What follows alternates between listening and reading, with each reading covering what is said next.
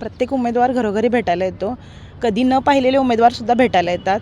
आता गेलंच उदाहरण, गेल्या निवडणुकीत जे निवडून आले ते निवडणुकीच्या आधी प्रचाराला फक्त आले होते, पण निवडून आल्यानंतर कुठल्याच प्रकारची कॉलनीमध्ये म्हणा, आमच्याच कॉलनीमध्ये असं नाही, जनाई दत्तनगरमध्ये बाकीच्या प्रभागांमध्ये सुद्धा त्यांची कधीच फेरी नाही. पण अभिदादा हा एक असा उमेदवार आहे, मी लहानाची मोठी त्याच कॉलनीत झालेली आहे, तो माझा भाऊ आहे मानलेला.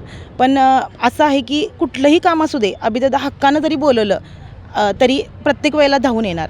माझी चुलती ज्यावेळेला एक्सपायर झाली त्यावेळी प्रेत येण्यापासून गावी पोच करण्यापर्यंत दादानं सगळं म्हणजे शेड्यूल लावलं होतं आणि प्रत्येक कार्यक्रमामध्ये तो येतो.